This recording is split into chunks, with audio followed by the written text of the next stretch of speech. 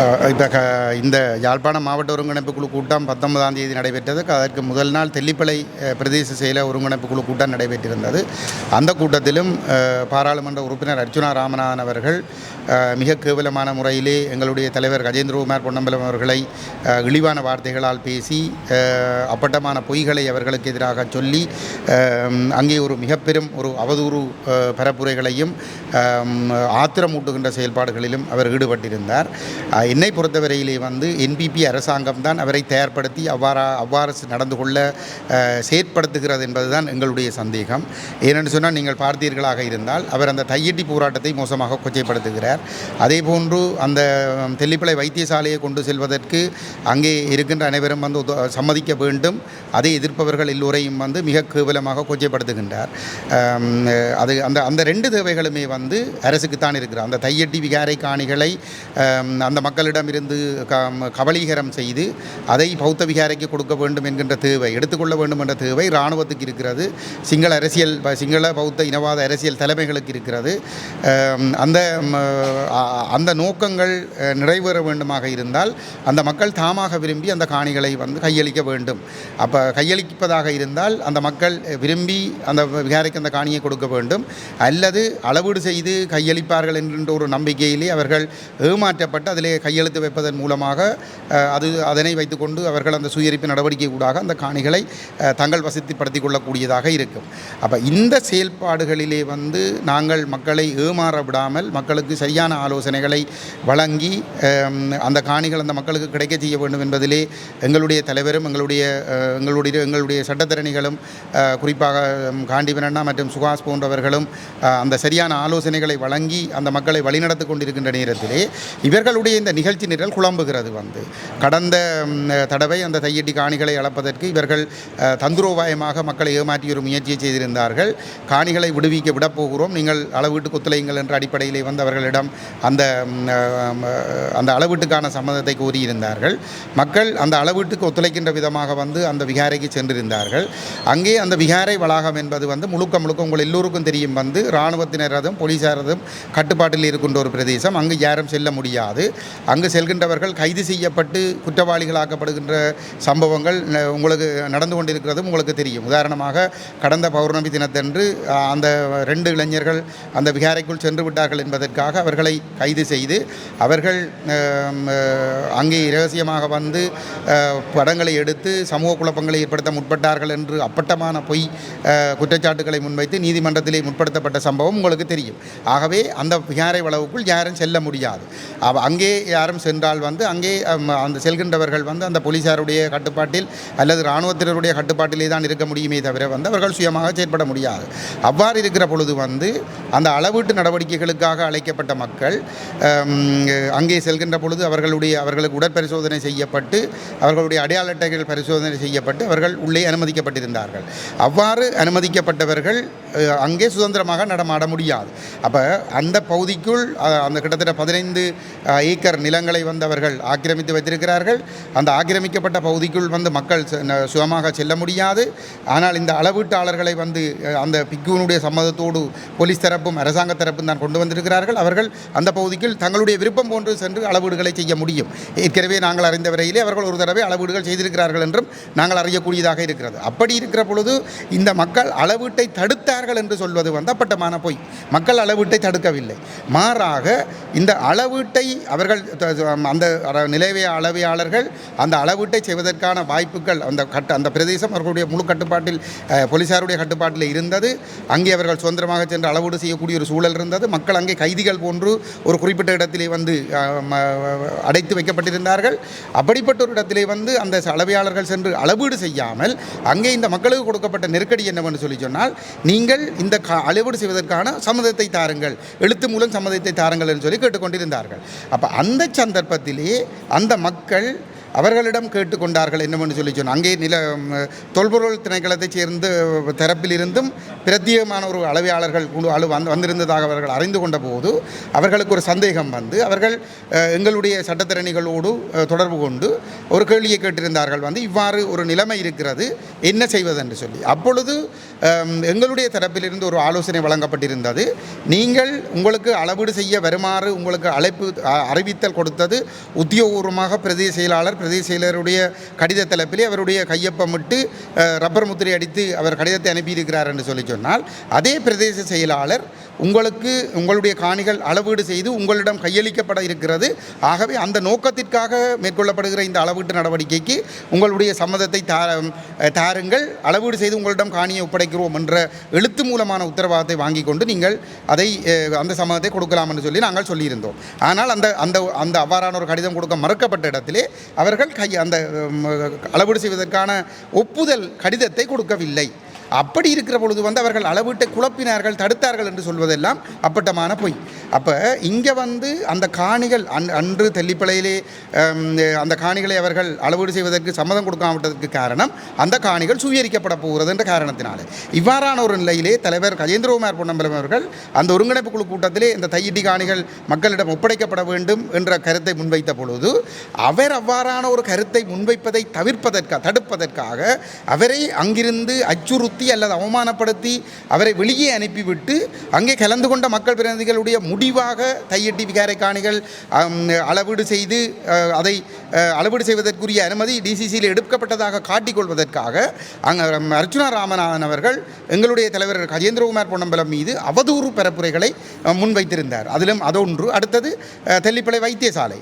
தெல்லிப்பளையிலே இருக்கக்கூடிய புற்றுநோய் அலகை ஒரு விசேட பிரிவாக மாற்ற வேண்டும் என்று ஏற்கனவே இணங்கப்பட்டிருந்த ஒரு இடத்திலே இப்பொழுது அவர்கள் அந்த தெல்லிப்பளை வைத்தியசாலையினுடைய பணிப்பாளரும் அவரோடு சேர்ந்து அர்ச்சுனா ராமநாதனும் அந்த வைத்தியசாலையை முழுமையாக மத்திக்குள் கொண்டு செல்ல வேண்டும் என்று அவர்கள் பிடிவாதமாக நின்றார்கள். குறிப்பாக அர்ச்சுனா ராமநாதன் அந்த கருத்தை பிடிவாதமாக அங்கே நிறைவேற்றுவதற்கு முயன்ற பொழுது தலைவர் கஜேந்திரகுமார் பொன்னம்பலம் அவர்கள் அதற்கு இணங்க மறுத்த நிலையிலே அவரை வாய் மூட வைத்து இணங்க செய்வதற்கு அல்லது அவர் வெளியேற்றப்பட்டு அவரை அவமானப்படுத்தி வெளியேற்றிவிட்டு அல்லது அடிப்பேன் உதைப்பேன் நாயபே என்று பேசி அவரை அச்சுறுத்தி அவரை வெளியேற செய்துவிட்டு அங்கே அந்த டிசிசியிலே தெல்லிப்பளை வைத்தியசாலையை கொண்டு செல்வதற்கு ஒரு ஏகமனதாக முடிவெடுக்கப்பட்டதாக காட்டிக்கொள்வதற்காகத்தான் அவர் முயற்சி செய்திருந்தார். ஆனாலும் அவர் அவ்வளவு அவமானப்படுத்தல்களையும் அச்சுறுத்தல்களையும் மேற்கொண்ட போதும் கூட தலைவர் கஜேந்திரகுமார் பொன்னம்பலம் அவர்கள் அங்கே தான் வெளியேறினால் எப்படிப்பட்ட ஒரு ஆபத்தான முடிவெடுக்கப்படும் என்பதை புரிந்து கொண்டு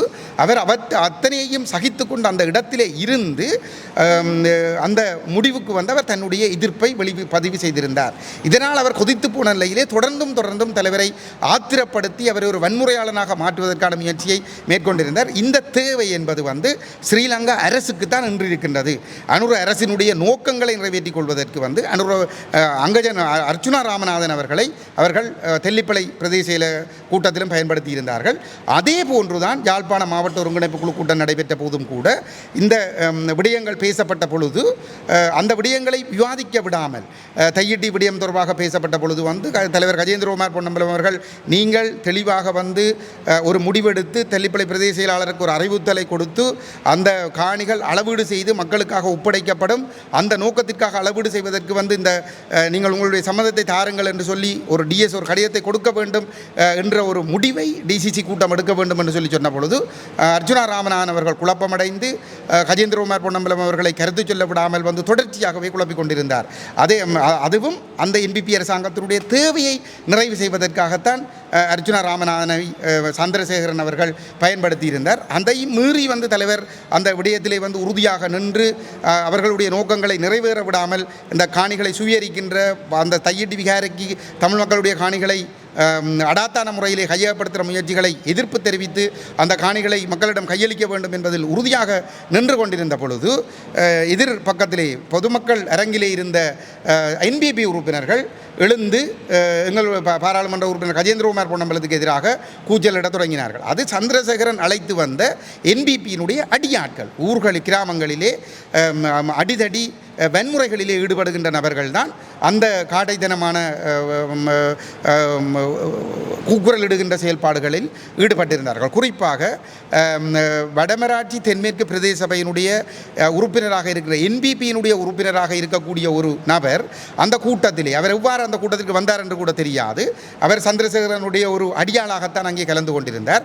அவர் அங்கே வீடியோக்களை எடுத்து கருத்து சொல்லுகின்றவர்களை அச்சுறுத்துகின்ற செயல்பாட்டில் ஈடுபட்டிருந்தார். ஊடகவியலாளர்களை வீடியோ எடுத்து அச்சுறுத்துகின்ற செயல்பாட்டில் ஈடுபட்டிருந்தார். தங்களுடைய காணி பிரச்சனைகளை காணிகளை விடுவிக்க வேண்டும் என்று கேட்கின்ற, அது குறிப்பாக இராணுவ ஆக்கிரமிப்பில் இருக்கிற காணிகளை விடுவிக்க வேண்டும் என்று கோருகிற நபர்களை வீடியோ எடுத்து அச்சுறுத்துகின்ற செயல்பாடுகளில் ஈடுபட்டிருந்தார். அது மட்டுமல்ல, நான் ஒரு முன்னாள் பாராளுமன்ற உறுப்பினர் கஜேந்திரகுமார், கௌரவ பாராளுமன்ற உறுப்பினர் கஜேந்திரகுமார் பொன்னம்பலம் அவர்களுடைய பிரதிநிதியாக நான் அந்த கூட்டத்திலே கலந்து கொண்டிருந்த பொழுது, நான் கருத்து சொல்ல முற்பட்ட பொழுது கூட அவர் எனக்கு முன்னால் வந்து நின்று கொண்டு நான் சபையை பார்க்க விடாமல் என்னை மறைத்து கொண்டு நின்று என்னை கூட அவர் வீடியோ எடுத்து அச்சுறுத்திய சம்பவம் கடந்த 19ஆம் தேதி அந்த டிசிசி கூட்டத்திலே நடைபெற்றிருந்தது. இதுக்கு முன்னர் நடைபெற்ற டிசிசி கூட்டங்களிலே இவ்வாறான சம்பவங்கள் நடைபெற்றது கிடையாது. அந்த அளவுக்கு என்பிபி அச்சப்படுகிறது. மக்கள் மத்தியிலே இந்த கருத்துக்கள் செல்லக்கூடாது, அந்த இடத்திலே இவ்வாறான கருத்துக்கள் சொல்வதனால் தங்களுடைய இனவாத முகம் அம்பலப்படுகிறது என்பதனால் எங்களுடைய கருத்து சுதந்திரத்தை முடக்குவதற்கு, ஊடகவியலாளர்களுடைய சுதந்திரமான செயல்பாட்டை முடக்குவதற்கு, அங்கே வருகின்ற மக்களுடைய பிரச்சனைகளை பேசுகிறோம் என்று சொல்லி அழைத்து விட்டு அவர்களை அச்சுறுத்தி மௌனமாக்குகின்ற செயல்பாடுகளை சந்திரசேகரனுடைய தலைமையிலே இந்த என்பிபி அரசாங்கம் இங்கே அரங்கேற்றி கொண்டிருக்கிறது. இதை நாங்கள் வன்மையாக கண்டிக்கின்றோம். கடந்த 2019ஆம் ஆண்டு ஏப்ரல் மாதம் 21ஆம் தேதி நடைபெற்ற ஈஸ்டர் குண்டு தாக்குதலுக்கு பிற்பாடு இன்று கிட்டத்தட்ட 7 வருடங்கள் கடந்திருக்கிற ஒரு சூழலிலே இன்னமும் குற்றவாளிகள் சரியான முறையிலே அடையாளம் கண்டு அவர்கள் தண்டிக்கப்படவில்லை. விசாரணை என்று காலங்கள் கடத்தப்படுகின்றன.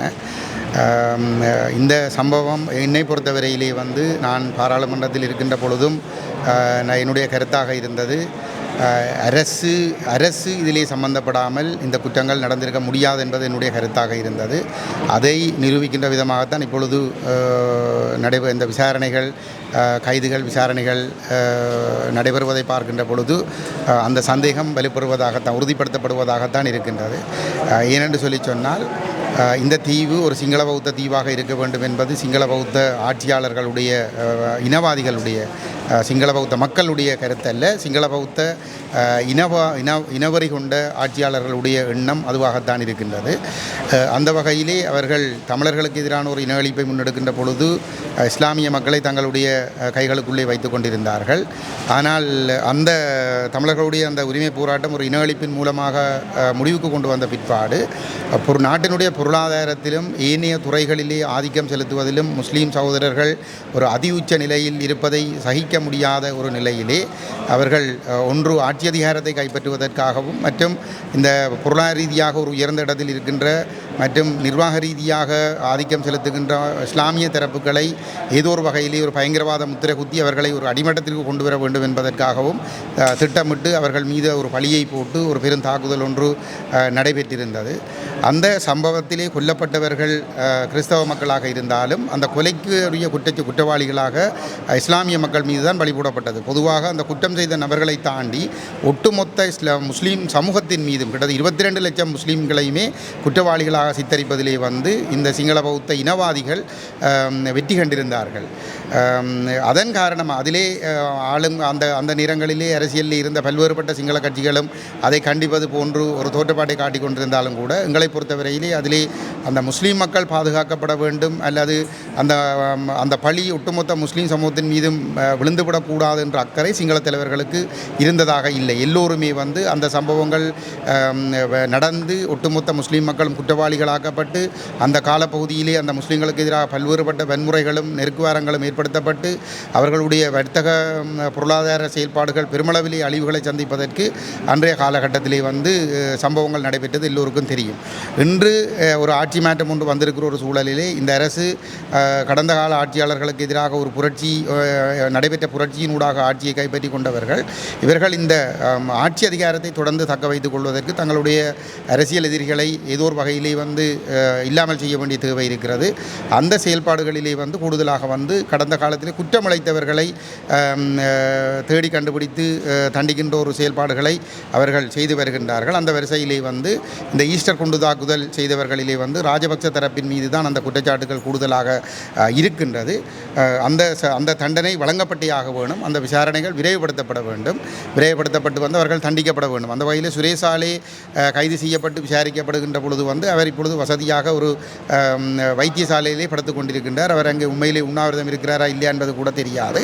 ஆனால் அப்படி ஒரு போக்கு காட்டப்பட்டு வந்து அவர் ஒரு சௌகரியமாக ஒரு வைத்தியசாலையிலே இருப்பதற்கு வாய்ப்பளிக்கப்படுகிறது. ஆனால் கடந்த காலங்களிலே பல்லாயிரக்கணக்கான அப்பாவி தமிழர்கள் இளைஞர்கள் கைது செய்யப்பட்டு கேட்பதற்கு பார்ப்பதற்கு யாருமேற்ற நிலையிலே வந்து மிக கொடூரமாக இந்த மிருக வதைக்கூடங்களிலே வந்து அடைத்து வைக்கப்பட்டு கொடூரமங்களை அனுபவித்திருக்கிறார்கள் என்பதும் நாங்கள் எல்லோரும் அறிந்த ஒரு விடயம். இந்த கொடிய பயங்கரவாத தடை சட்டத்தின் கீழ் தான் இந்த சுரேஷாலே வந்து பொறுப்பாக இருந்த காலப்பகுதியிலே வந்து பெரும்பாலான தமிழர்கள் மிக கொடூரமான சித்திரவதைகளை அனுபவித்திருந்தார்கள். அவருடைய செயல்பாடுகளுக்கு பிள்ளையான முழு அளவில் உதவியாக இருந்திருந்தார். இந்த இடத்திலே வந்து இந்த ஈஸ்டர் தாக்குதல் நடைபெறுகின்ற பொழுது இன்று தாக்குதல் விசாரணைகள் நடைபெறுகின்ற பொழுது எதிர்க்கட்சி தலைவராக இருக்கக்கூடிய சஜித் பிரேமதாசா அவர்களும் சும்மா ஒரு சாட்டு போக்குக்காக வந்து கருத்துக்களை சொல்கின்றாரே தவிர வந்து அந்த வழக்குகள் விசாரணைகளை துரிதப்படுத்தி அந்த குற்றவாளிகளை விரைவாக கைது செய்து நடவடிக்கைகள் தண்டனை வழங்கப்பட வேண்டும் என்பதில் அவர்களுக்கு எந்த விதமான கரிசனையும் இல்லை. வெறும் கண்டுடைப்புக்காக மட்டும் அவர்கள் கருத்துக்களை சொல்லிக் கொண்டிருக்கின்றார்கள். அப்படி என்று சொல்லி சொன்னால் இந்த தாக்குதலில் கொல்லப்பட்டவர்கள் கிறிஸ்தவர்களாக இருப்பதனாலும் அந்த தாக்குதல் பழி முஸ்லீம்கள் மீது விழுந்திருப்பதனாலும் இவர்களுக்கு அது தொடர்பாக நடவடிக்கைகள் எடுக்கப்படக்கூடாது என்கின்ற ஒரு எண்ணம் இருக்கிறதா என்கின்ற ஒரு கேள்விதான் எங்களுடைய மனங்களிலே இருக்கிறது. அந்த ஒரு காரணத்துக்காகத்தான் இவர்கள் இதிலே மௌனமாக அல்லது ஒரு அசம்பந்த போக்கிலே செயல்படுகிறார்கள் என்பது என்னுடைய சந்தேகம்.